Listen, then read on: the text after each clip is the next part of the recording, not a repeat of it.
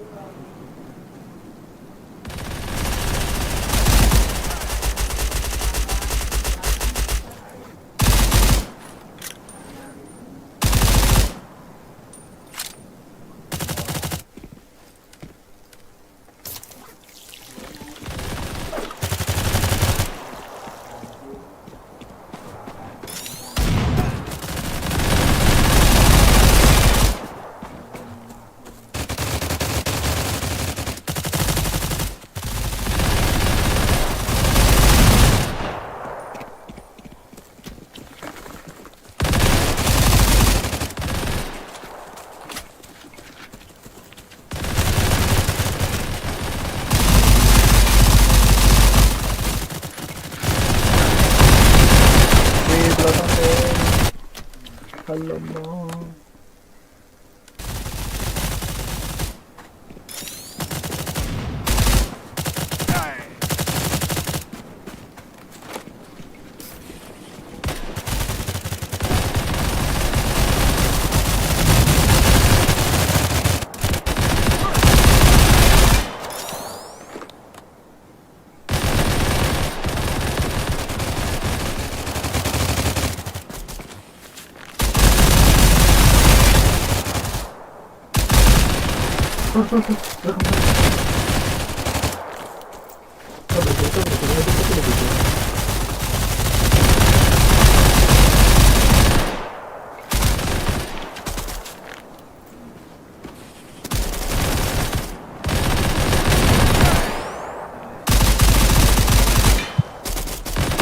Oh, kita warkah Radiator. nanti kan orang jam 19.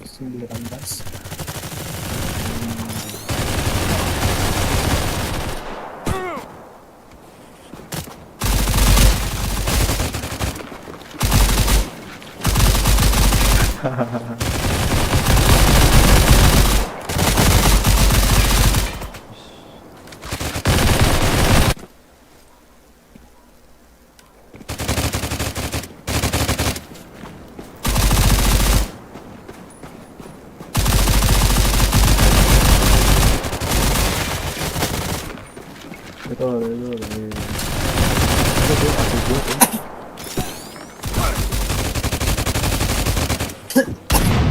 Asis gue tuh.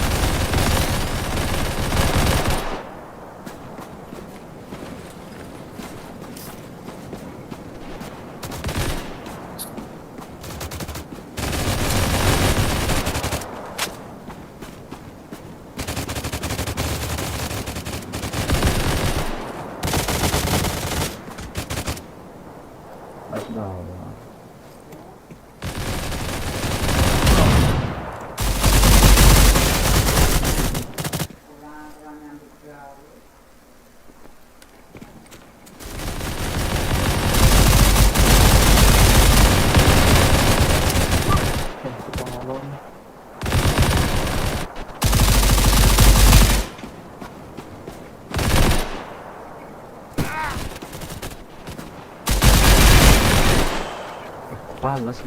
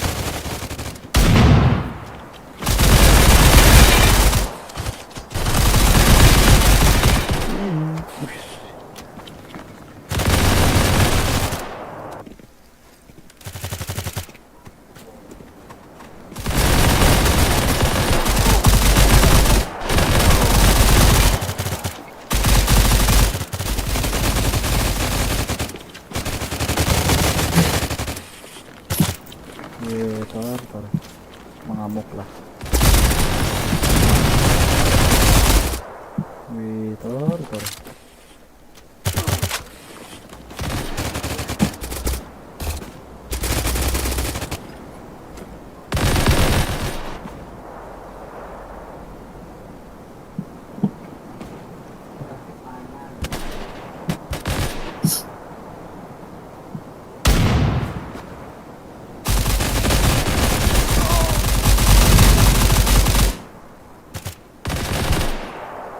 I see the target.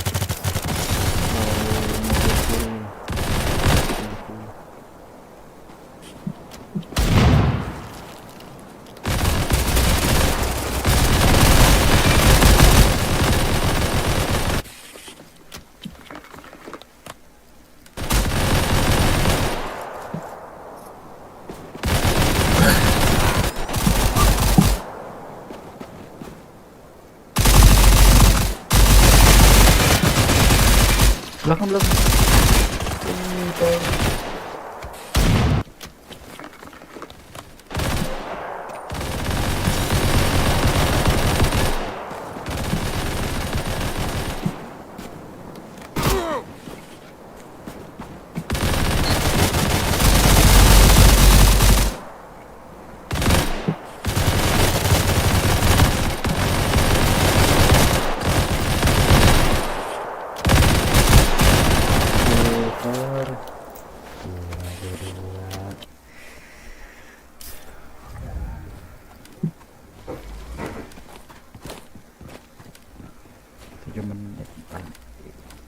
Selama Inferno.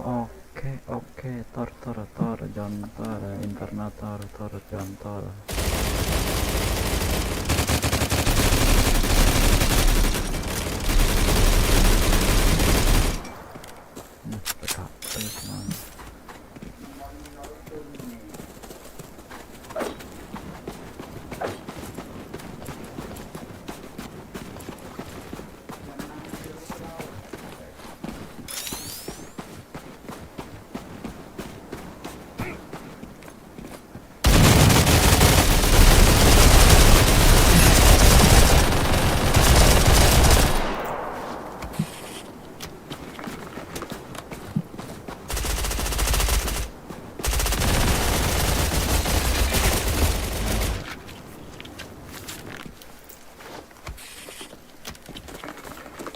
Ya. Iya, aku nge-start banget. Bang user.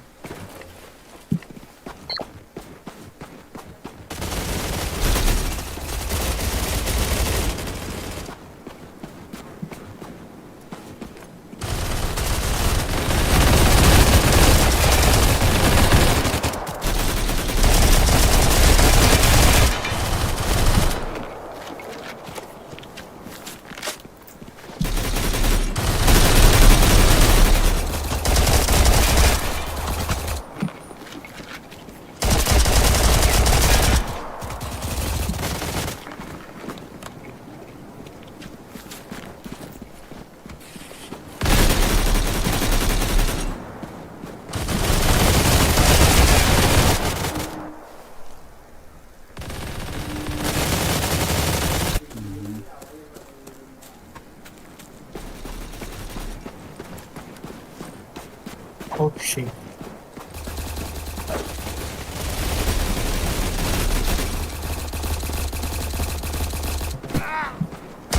I noticed some jerks.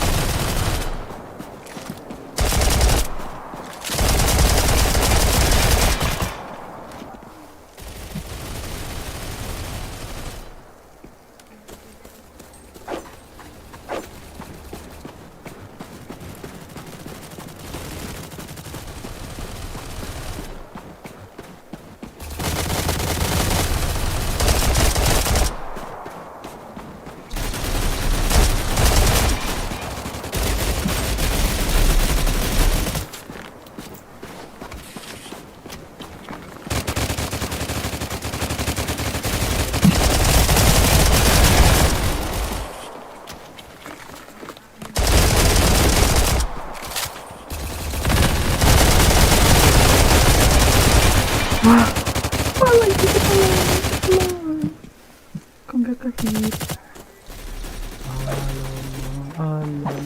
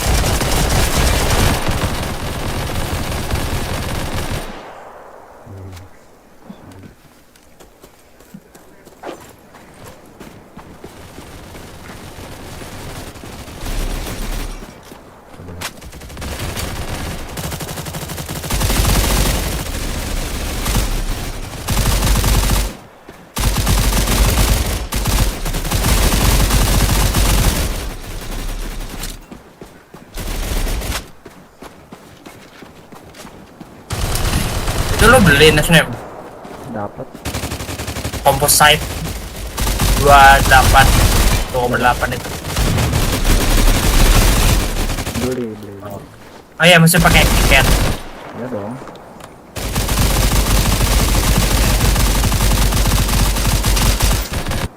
Ya elah.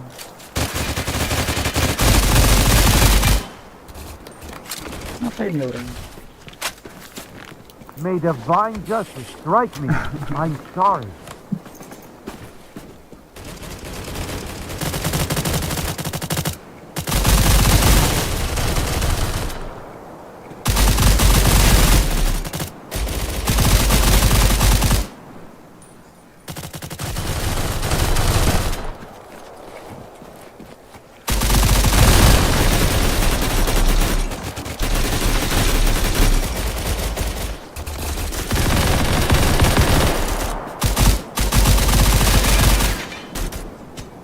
Lah, anjir dia bekerja.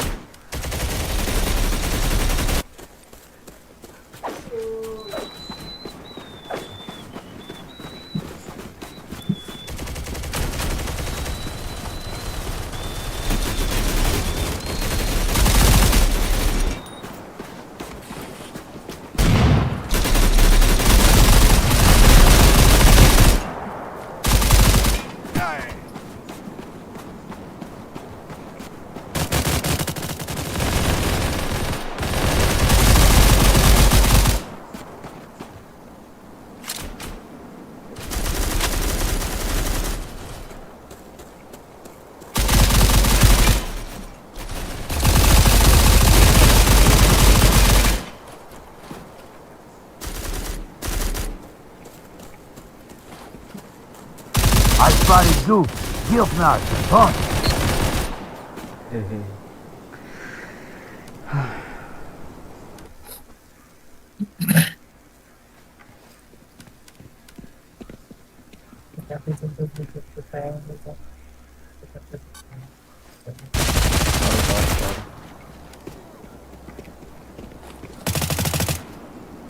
Dor, pindah Dor. Nah, Udah mau mulai. kemana? Udah mau mulai. Oh iya.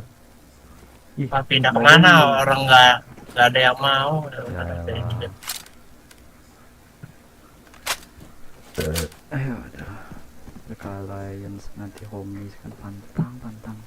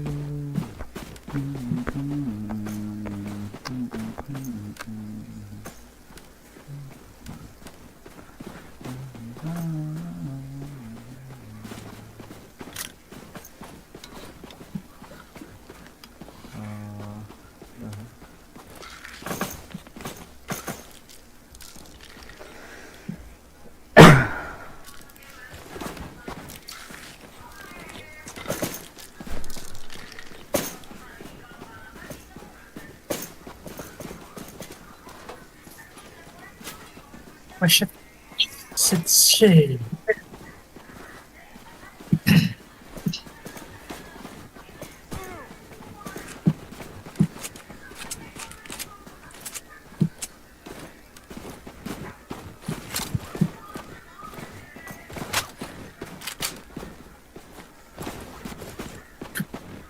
Oh shit, banyak banget.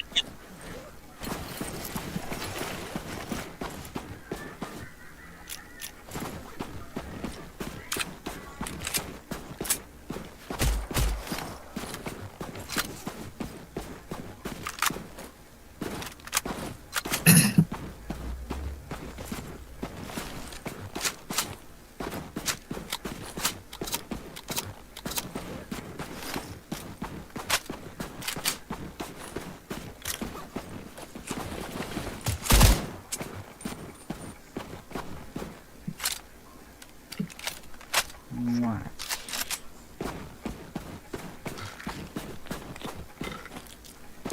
Mana kodor? Intake squad. Tumben kamu ngomongin fit. Biasanya mah enggak. Aku sesuai ini permintaan si Kodin. Hah? Maksudnya? Tahu tempat yang White House apa ya, lupa aku namanya. Ah, Nah, Kodin tuh minta si timnya Gris kurang anggota buat apa ambil White House, bisa nggak lu pindah? Aku oke, pindah. Ya udah, setiap main di map itu ya jadi timnya Gris.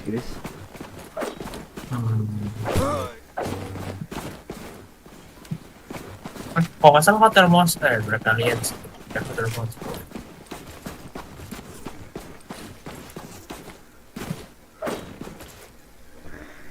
Love you, love you, love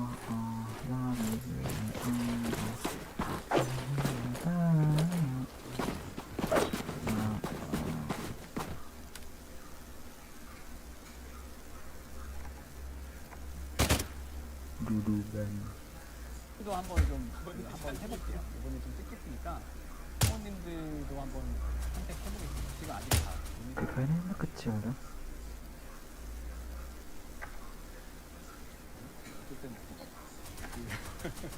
Kenapa? Ini Little Boy emang hipanya kecil. Dipayat. Oh. Apa emang ya? Ayo, makan coto. Ada si Albus Dori ini pakai Little Boy hipfire ya, kayak hampir akurat nah. Kan dia nggak pakai scope. Emang ngaruh yang pakai sepatu? Ya kelihatannya. Oke. Apa lagi? Kelihatannya, terhel. Iya.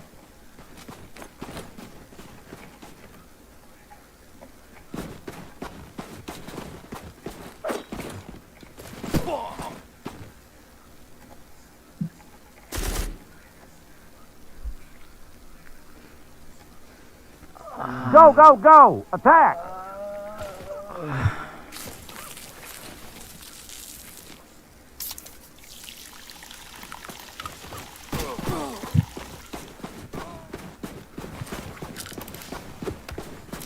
Nah, Oh.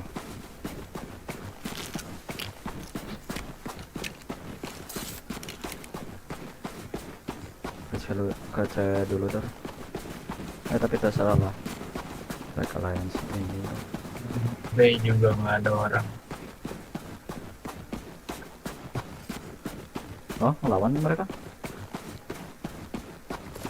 Enggak. Mana ada ngelawan? Ada merah. Biru.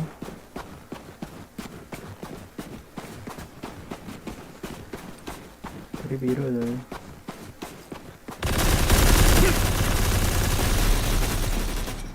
Ada suara tembakan tuh. Bagian kiri.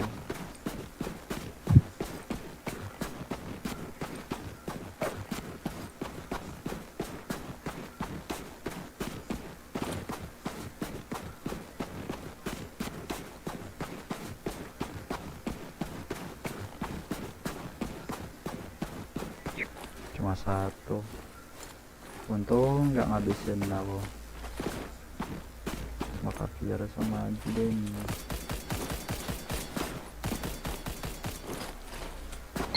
Cockheads fly! Iya, cuma satu. Nah, gitu lah. Saya Some kebas lagi. assholes ahead. I noticed some jerks.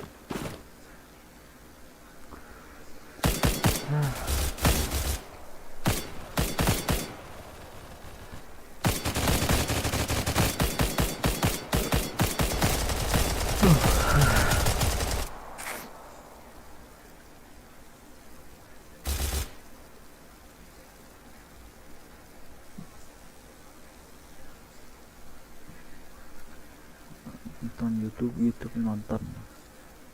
For a nice, heartfelt moment. You give it to the girl, and she seems surprised to get a gift such as this dagger. Seems like she's not used to kindness of any kind. In any case, the girl seems excited about the dagger. The game saying she's not used to kindness of any kind just makes her sound even more tragic. Not that we really know any of her backstory, but considering she's ended up alone in a cage inside probably the most dangerous possible place, it couldn't have gone well for her. In the middle of the courtyard, there's also a huge statue, very reminiscent of a crucified figure. This is pretty blatantly dedicated to Olmir, as I've mentioned earlier, so you can get some more affinity by praying to him here. You can also see much more of his resemblance to Jesus. I mean, it's not like that wasn't obvious already, but it even goes as far as to have the halo and stab wounds on his side. This kind of implies that the crucifixion might have gone down a similar way as it did in the Bible. In which case, is the Bible canon in Fear and Hunger? Gods? Le real? I mean, a lot of the events surrounding Olmir just happen to reflect exactly what happened to Jesus in the New Testament, apart from the overwhelming parallels I've mentioned already.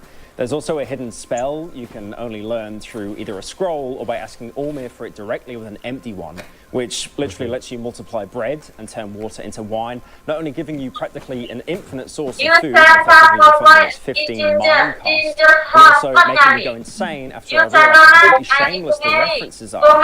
There's also another spell that's only available in scrolls that straight up lets you walk on water. I actually don't know what to do with this knowledge. It has no impact on the actual story of the game, but stumbling on these, in-your-face references feels both amazing and incredibly idiotic at the same time.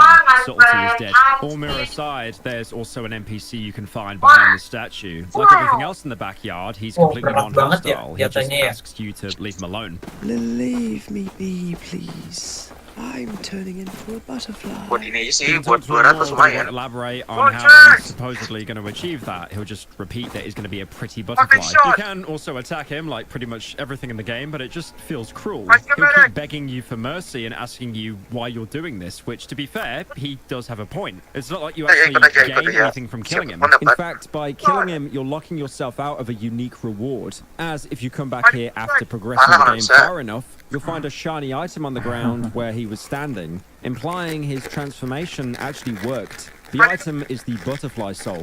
It can't be used as the hexen, but instead as an accessory. Its effect is pretty strong. It buffs your evasion by 50%. At least that's what you'd think, because so many attacks in the game are actually certain hit, and it totally ignores evasion. It's kind of funny looking at it, knowing the soul is useless, since it was clearly meant as a good reward. Like, killing him is supposed to get punished by locking you out of a nice item, but realistically, it's just completely pointless anyway, and killing the butterfly will have barely any consequences on you in the first place. There's one more important point of interest here, which I can only talk about thanks to the existence of this Fear and Hunger sensor mod. In the left corner of the backyard, you can find a group of naked people in masks mid-orgy. Pretty blatantly, these are worships of Sylvian, bringing themselves closer to their god by having sex in a random field. Interacting with a woman at the entrance, she'll give you an offer to join them. Welcome to the meadows, O traveler. Let us ease your suffering. The first one is free. These are the bunny masks, and there is an actual purpose to them, even if you aren't a degenerate gooner. If you decide to join them by going up to the guy in the middle, you... which, of course, fully heals your entire party and increases your affinity with Sylvian. After the first time, you can join them again, but since only the first time was free, now you'll have to make a coin toss. If you do actually fail the coin toss, you get stuck in a trance like all other bunny masks and can't snap out of it. I mean, to be fair, this is probably the least gruesome way to die in these dungeons. That's all there is in the backyard. But if you have an explosive vial with you, you can actually access a hidden area closed off by this rubble. This leads into another hidden backyard area where, oh my god, not again, man! You immediately get thrown into combat because somehow there's dogs sitting and waiting in this random area with no food, no water, and the only way out was caved off decades ago. Heroic Fear and Hunger Dog doesn't eat or drink for 7 years to sit and wait to bite the player character. If you want to search the hidden backyard, you'll have to deal with them. And now you've been in the dungeons a while, you might have got the hang of things and be a little bit more prepared. Mechanically, the Jagged Jaws are relatively simple enemies. Just like the guard, they have a coin flip attack you have to guard against on your second turn and every third turn afterwards. The dogs only have one other attack, which is a pain to deal with because it can cause both bleeding and infection. Both the coin flip and bite are used by the head, so you can't even counter them by attacking their legs. You might as well try to go for the torso kill immediately, but it's also important to mention that you'll always be fighting 2 Jagged Jaws at any time. The dogs will always attack every turn. There's no mechanic to use here, you're just put in a damage race, and your only hope is that you have enough vials and spells that you can throw at them to sustain yourself. But if I have to give Fear and Hunger one thing, it would be that it is really creative with its combat, because there's one more thing you can try here. Talking. Obviously, you can't talk the dogs into diplomatically leaving, but trying to interact with them lets you try something other than screaming.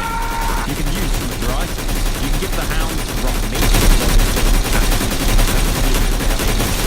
meal in front of them right now, but you can also throw a stick, which makes the dogs completely forget they were trying to kill you and go fetch it for you. However, this doesn't get you off the fight completely for free. It'll still do its coin flip every 3 turns, but it won't do its regular attack steal, letting you at least minimize the damage you take. The game even points you in the direction of you attacking the courtyard and fighting.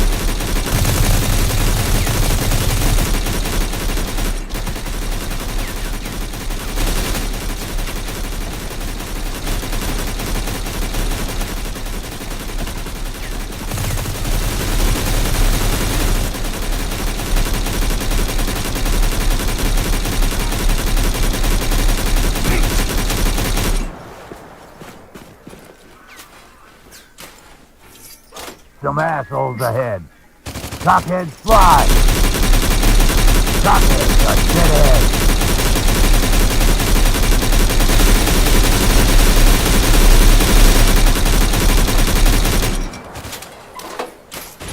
Go, go, go! Attack! It's not dog eat dog out here, kid.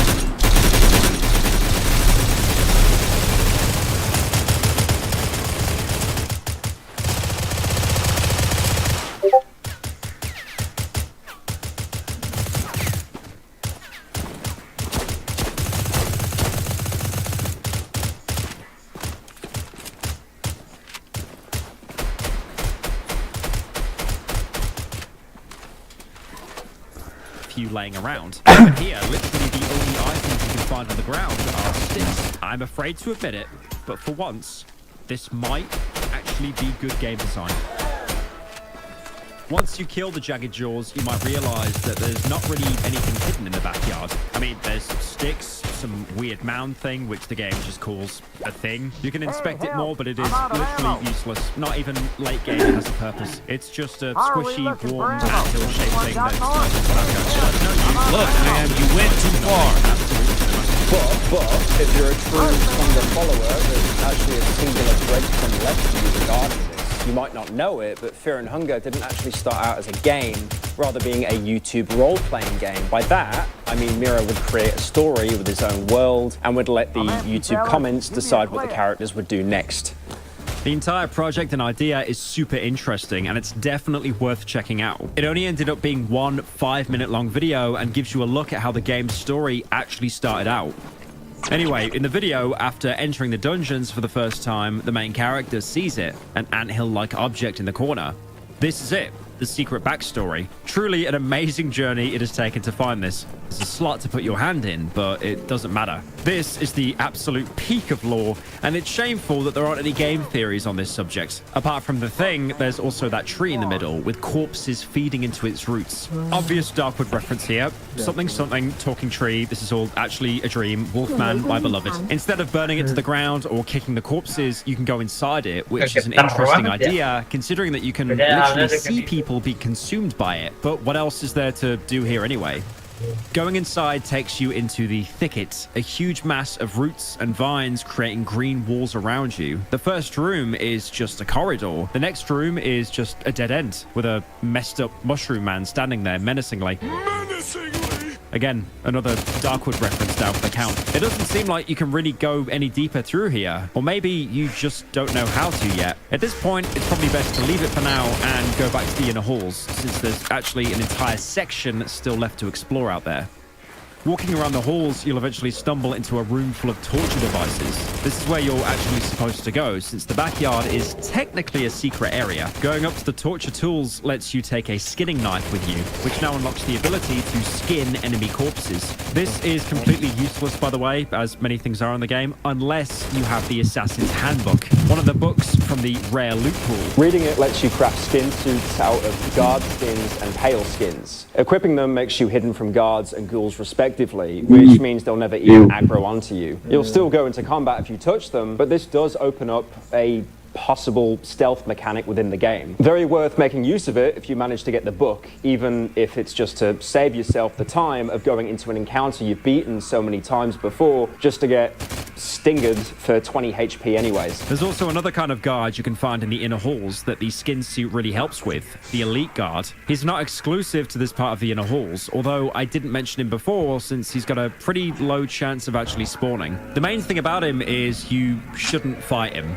Just don't. In general, fighting enemies in this game is pointless since they don't have any good loot and you could just end up losing health even if you play it perfectly. But in his case, it's not even about losing some health. He's basically a raid boss that will really mess you up most of the time. Unlike the regular guard, there's no easy cheese strat here. You can't remove his attacks since he has two weapons instead of just a cleaver, and his arms have just enough HP that at this point, you probably don't have a chance to one-shot them. In general, these guys have way more health than the regular guard, do much more damage, and are basically impossible to completely shut down unless you have a strong party or spells that do enough damage to kill him instantly. If you get unlucky enough to have him spawn here, honestly, just run. The skin suit comes in clutch, of course, but if you don't have it, don't even bother trying to get close to him. Also, an interesting interaction with this guy is that if you use steel on him, you can take his Morning Star, except he doesn't give a shit and just keeps hitting you with a weapon that you've just stolen from him. This is also the case with the regular guards, but at least with them, it's plausible that they have another meat cleaver attached to the, their loincloth or something. But this guy apparently just has another Morning Star hidden under his armor, which is, again, genius game design. As long as you outrun the elite, or maybe even bait him to a different part of the room, you should be free to explore the rest of the torture chambers. As you walk through the corridor, a man will come running at you. Wait, you're the same one, right? Right? Yeah, of course. I'd be dead otherwise now. I don't have time for this. Listen, I've been lost in these dungeons for what feels like a lifetime. My sense of time has become blurry. It might be years, months, or I fear even just weeks. I just cannot handle it any longer. I feel my mind giving up already. I just can't. I don't know what business you got here, but if I were you, I'd run out as fast as possible. If escaping the place is even possible anymore, that is. What was that? He'll run away to a side room, leaving you in the hallway. There's nothing actually coming for you, by the way. Though if you go back to check what he was running from, you'll step on a button that triggers an arrow trap, which I want to point out, the man didn't actually trigger despite running at you in a straight line through it. On one of the layouts, there's no arrow trap. Instead, the back wall is replaced by iron bars. You can make out a figure standing behind them, but nothing else.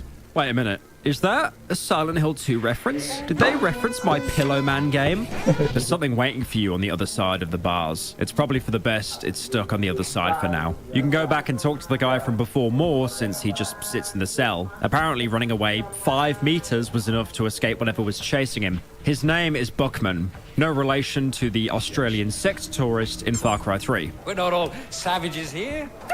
We're just businessmen, responsible capitalists. Why? This is relentless. Behind every corner, something new awaits to harm me. You can ask him about his genius plan of hiding in a cell until a guard inevitably comes by. In case you haven't noticed already, these dungeons are filled with unimaginable horrors from the depths of the darkness. One more terrifying than the last. But the most sadistic one would have to be the torturer of these dungeons. You can tell at this point the well of creative names has ran dry, as the torturer's name is literally just torture spelt slightly wrong. And also, you might remember, this is the same man that the captain of the guard was talking about earlier. If his methods are as he described, then Buckman has good reason to be hiding as far away from him as possible. You can also try telling Buckman to get his shit together, but he's coped out of his mind. It is not that simple. Honest to God, he just needs to lock in. Going past the arrow trap, you'll find some more torture devices and tools, and also the door leading deeper down, which is locked so hard you actually can't even lockpick it. Going back before you hit the corridor, your character gets the RPG Maker equivalent of a QuickTime event. Someone or something is walking towards this room. You have the choice to hide, to see what it is, or try to ambush it. If you hide, you'll see a figure go into the room muttering to himself. I could have sworn. Stupid mind. Stupid mind. After which he'll walk away. You could also just stand there and wait, in which case he'll approach and talk to you. A wretched-looking person walks out of the shadows. Oh, you're not the one I expected. Who might you be?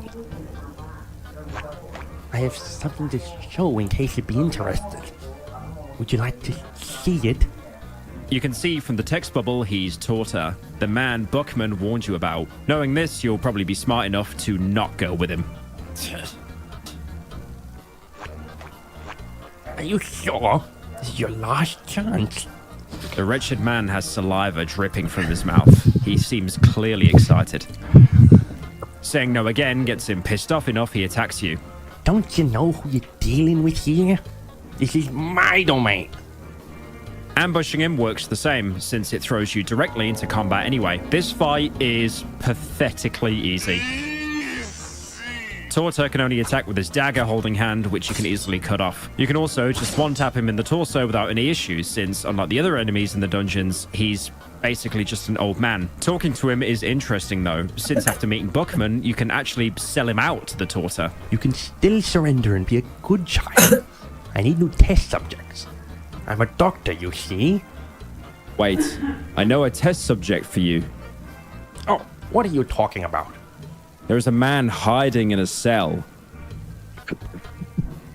Yes, please do go on. I will show him to you. Good, good. Good. What in the name of Almer? Did you rat me out? Yes, this little piggy will do.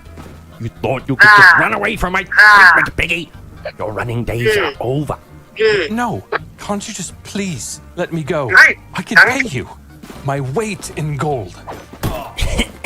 Does this place look like a place where gold still holds value?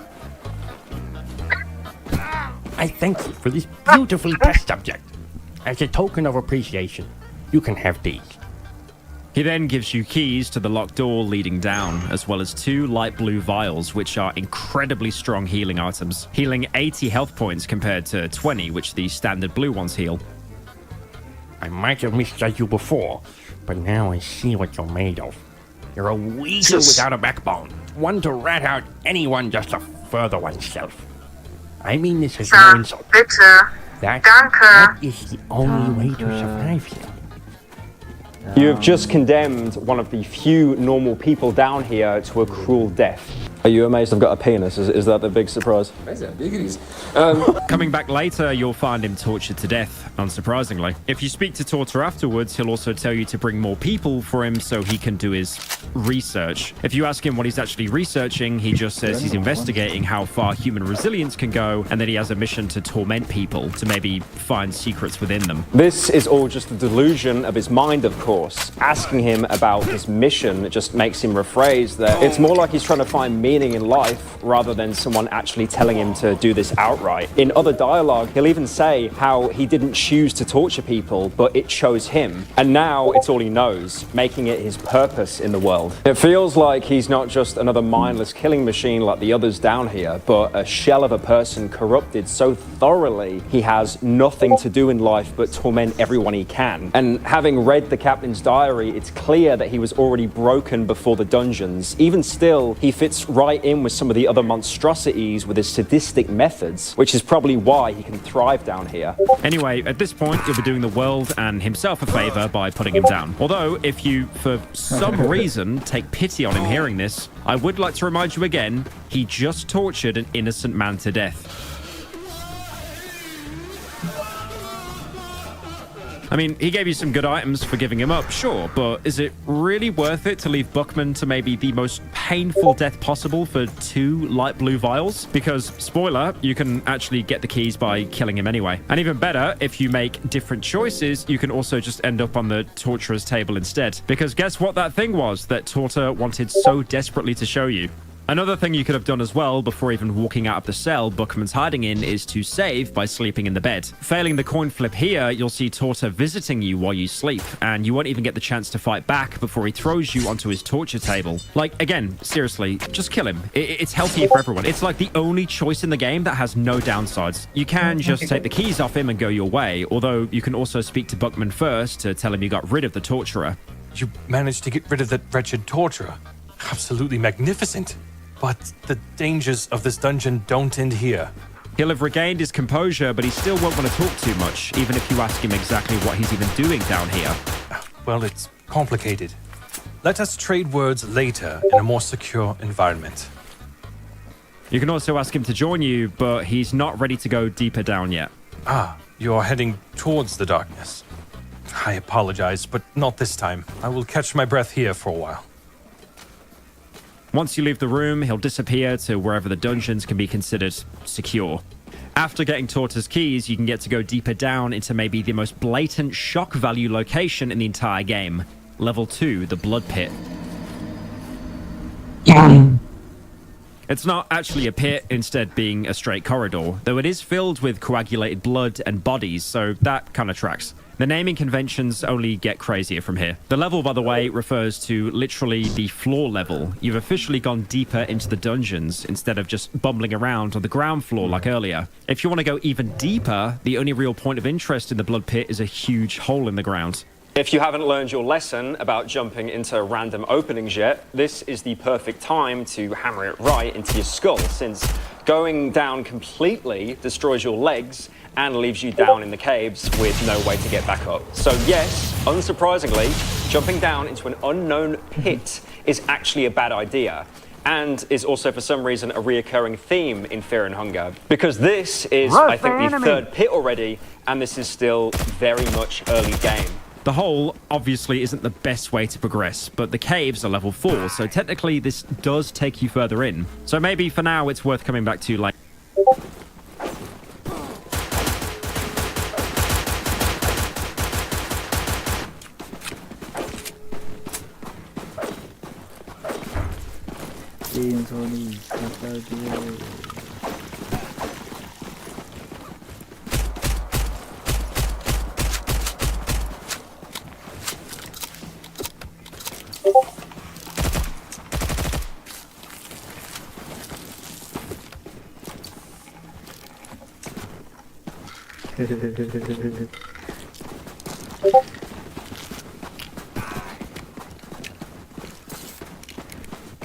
Let's put a niggas.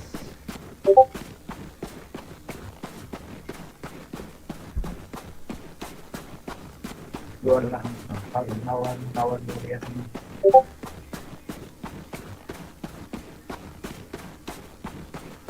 kalau mendapat keikutkan di Colombia. Juga ini lawan. Kecewa. Ya kan. Kita ini sama-sama ya.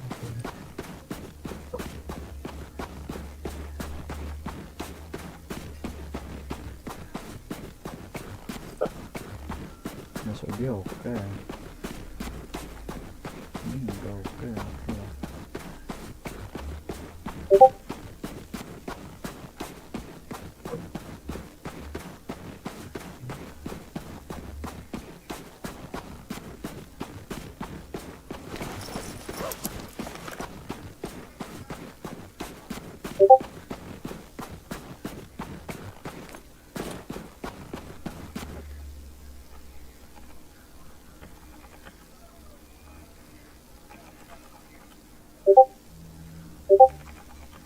Aduh.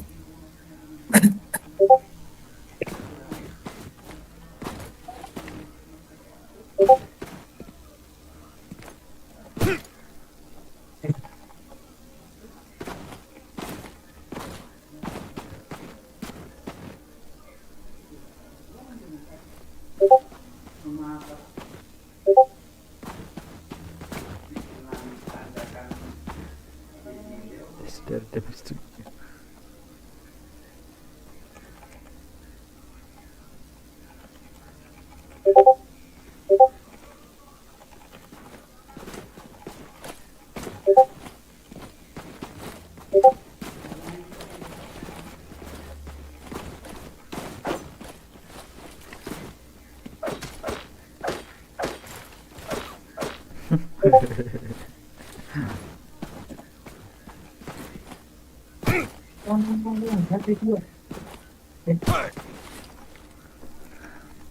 Later. You might instead be tempted to search parts of the blood pit. You know, maybe there's some items still left on the bodies. Doing so, you immediately get told that your character has a bad feeling about this. Again, the game is outright breaking the fourth wall to tell you, do not do this. Just because you have the option to do something in-game doesn't mean you should do it. If you go against your character's better instincts, you'll meet a fun new character called Nazra, a talking head belonging to a supposedly incredibly powerful wizard. Shut up, you dickhead, now fuck off! Who disturbs my sleep? Can't you see? I have not retained my whole body yet. You insolent fool! I need more fresh blood for the ritual! This, of course, throws you into battle. Now, because he's literally just a floating head, Nasra won't directly attack you. He'll just keep laughing at you while you try to go through his 9,000 HP health bar. But on turn 1, he'll start summoning something, which you can gradually start to see appearing behind him. If it gets close enough for you to actually enter the fight, you're instantly dead. So, yeah, have fun with that. Realistically, if you ended up in this fight for whatever reason without knowing what you're doing, it's fine to just run away here. You won't lose out on much, although it will mean that Nasra won't ever appear to you again, which I'll come back to later. On the topic of dying, there's actually another interesting thing about the blood pit. There's technically a way to completely bypass the path you took to get here by simply asking the nearest guard to violently murder you. This gives you a roughly 1 in 3 chance to get thrown deeper into the pile of bodies inside the pit instead of getting a game over. Although this is only marginally better than straight up dying, since you won't have any legs left and you'll be forced to crawl your way for the rest of the game if for whatever reason you didn't just reset. There's a bunch of bonus post-death sequences like this in the game, although they're never actually helpful. They either leave you crippled or make you watch your character die in the overworld instead of getting a quick game over screen. They make for good bait, since if you're on your first playthrough, they don't give that glimmer of hope that maybe dying just puts you back somewhere instead of wiping you out, only to be forced to watch an even more brutal murder of your character. Oh, by the way, there's also a randomly spawning enemy here, the Lizard Man, who will of course kick your shit in at this point in the game. He's got some standard dismembering attacks. His head applies poisoned, nothing you haven't really seen before, but which will still completely kill your run. But he also has a fun little mechanic with his shield, which applies counter-attack. This ability is special since it's the only thing in the game that actually uses your defense stat. Yeah, remember that stat that I said that was absolutely useless? Well, here it basically basically determines whether you take literally no damage or get immediately killed the second you attack the lizard man, since the shield applies counterattack to himself, just like the knight ability. So technically, alright, I take it back, defense isn't fully useless. That is, if you're planning on fighting the lizard men, and I think there's like 2 or 3 in the entire game, aside from some out-of-bounds areas you aren't even supposed to know exist. The design of the blood pit is wide enough to let you avoid him completely, and it's just pointless fighting him. His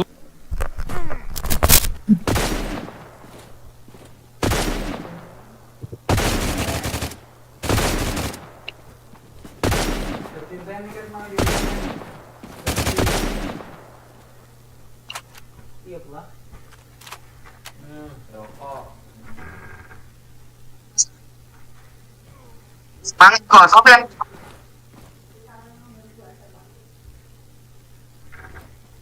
Ammo. Attack.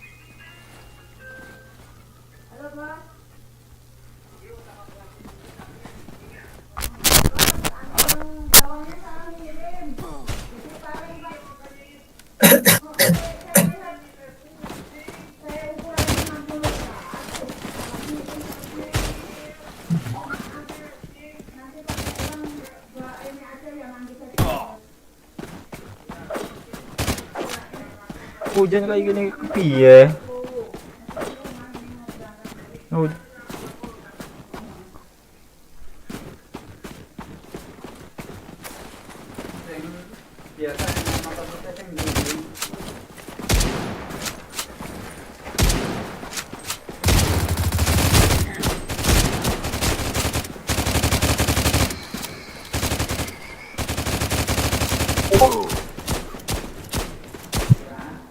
Ya.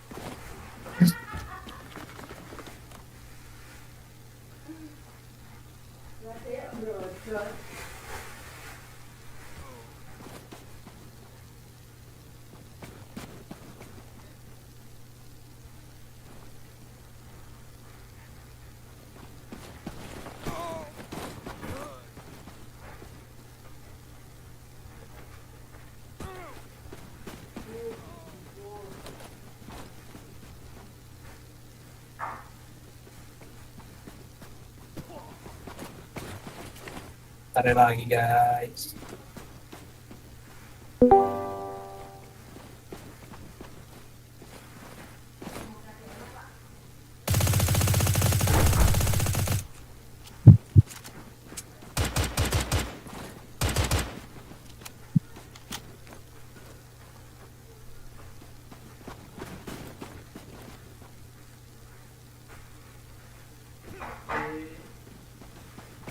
Karena turun bayar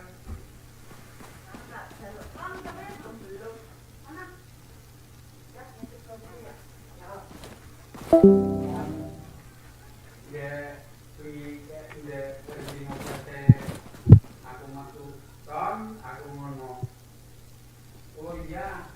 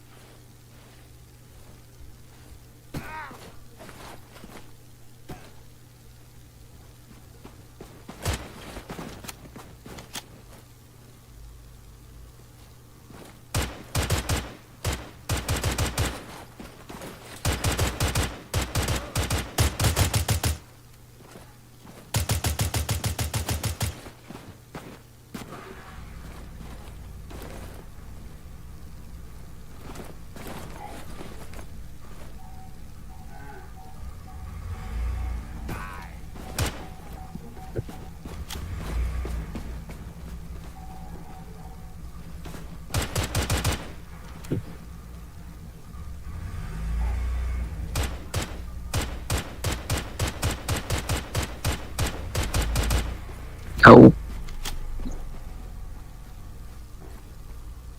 No, no.